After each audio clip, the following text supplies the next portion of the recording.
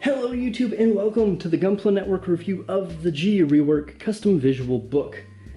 G-Rework was kind enough to send us this review copy along with these cards, as well as a second copy for giveaway purposes. So if you want to win yourself one of these beautiful books, be sure to keep an eye out for that video and enter to win.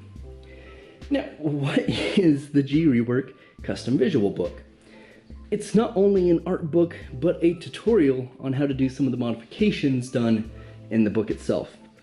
You get these nifty little collector's cards to hang up at work or by your desk or wherever you choose to.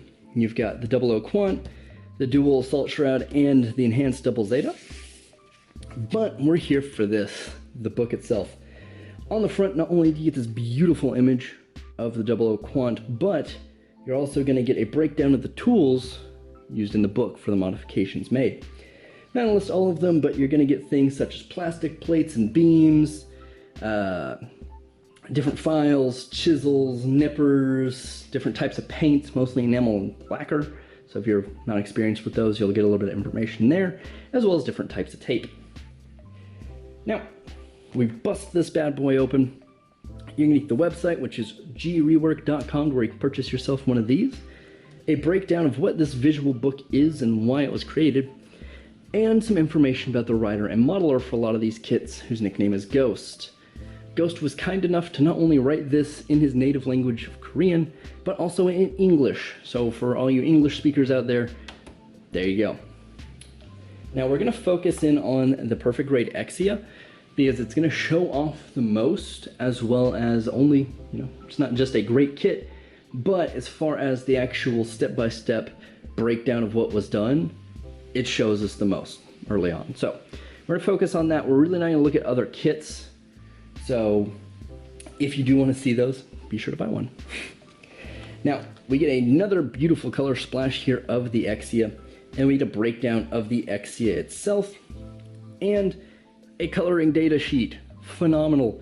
Not only is it breakdown what colors are used, but the mixtures. So for instance, you get the cobalt blue, plus the ultimate white in a small amount, and then the actual brand of the paints. So if you want to mix the paints to get the same general color, you kind of generally know what to do. Really nice. Now, these pages are going to show you generally step by step what different modifications are made, and you can see, especially up here on the arms and chest, the different plow plates used. So we're going to zoom in a little bit and get you a little bit finer detail. And let me go ahead and move the book so you can see that. So up here on the top, you can see plow plates used here on the shoulders, on both sides, here on the chest, especially down around the cockpit. And we're gonna get some more detail, especially down in the feet and the outer arms there. Now as we move over, we get to see kind of before and after. So the base kit right there, general modifications. So you can see that gray, especially here by the cockpit, really stands out comparatively. Same thing on the back. Those shoulder pieces, extra little details go a long way. And then these back paints right here on the actual back of the knee, great. Like, I love red as an accent color. It works great for that, and you just never see it in places like this, so I really appreciate little things like that. Now the next page, you're gonna get more of those broken down by individual part. You kind of see a finished image of the back with the GN drive with a bunch of little detail parts added, some decals, just little bits here, a bunch of little red detail marks to just kind of accentuate what's already there. If we move up from that, you're going to get finished products up close of the torso, front and back once again. So you're going to see this all ended up getting painted into that same blue, but it does have more visual depth because there's different layers of plastic there than before. And if we scosh ourselves over here, we get a before and after image of the chest. So just the base kit once again, and then everything pre-paint. I really like the grays, honestly, I'm not gonna lie, but being able to blend those paints together is really difficult, so I can really appreciate the work done there. But it really breaks down. You see a little bit of plow plating there, you get an extra sheet there, and there you see way closer up detail shots of the cockpit area, the head, and the skirt armors. Now, the shoulders being one of the more predominant parts as far as plow plating and plastic sheets and all that, we get to see a lot of that here. You have the base shoulders there, and then you have the modifications made before any paint's applied. So you see this part is really structured up and actually adds quite a bit of depth there. You get a little bit here and a little bit up here.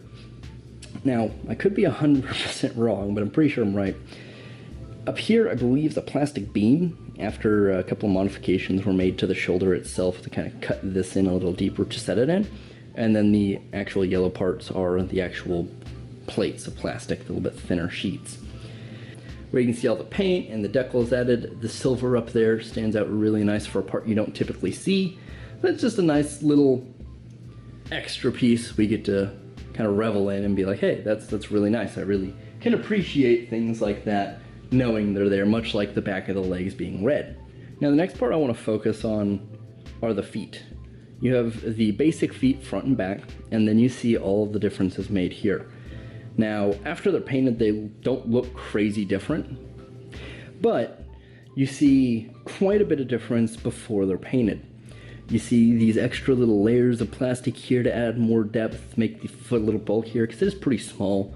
And then you see a little bit of extra plate there, and you see a really big difference right there. It blends perfectly, and that goes right back to what I was saying about the paint being blended so well.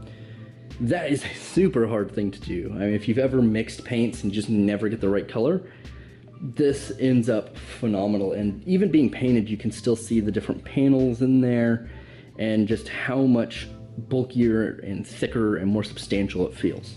And now the part that's really probably the most helpful for me and just really the biggest push for this book, the tool section. It's going to break down generally kind of why there's a tool section, but this has helped me immensely in knowing kind of how to use different things. I've never really messed with plow plating and chisels and stuff like that before, so this has really prepped me enough to where I would feel comfortable trying it. But it gives you great examples of not only, like, say for instance, the plastic plates here, the different sizes, a little bit of tidbit here on kind of how to use them and best way they work, and then just a visual example of, say for instance, you want to lengthen the knee armor or the thigh armor right there. Put the plates, file them down.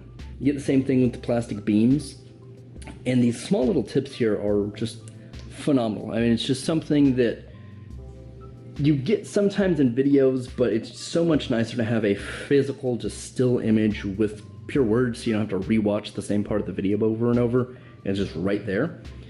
And you get the same thing with the chisels as well, which really these are the two biggest things. I've not messed as much with beams so much as plastic plating and chiseling and scribing. So these were really the two big things that stuck out for me. But that's the cool thing about this, is it breaks down every different method and tool used. So if you've ever thought about using any of these, it's going to explain how it's used, how it was used for these kits. You're going to get the guide tape, the metal files, the panel lining, the art knife, nippers, which, big point of contention for a lot of people. So you have at least a breakdown of Peak Mark II and God Hand Ultimate nippers. So you can kind of get an idea of different things there. Enamel thinner and lacquer thinner in paint, which is really important. A lot of times, and even myself, I'm still really working with acrylic just because it's hard to physically mess the kit up with just acrylic paint, whereas if you don't do things right with enamel or lacquer, it can mess up the kit, which is not exactly what we want. You also get clips, which are a vital part, especially in painting. Alligator clips are almost necessary if you're doing any kind of airbrushing or anything of that nature. Masking tape, also incredibly important, as well as metal tape, which was something I never thought about before. But metal tape, actually really cool, very reflective, so I even here it kind of mentions using it for like eyes, and that's why it shows the picture here, the 00 Quant. But just a little, extra little things here and there that you may not have noticed in the grand scheme of looking at the kit.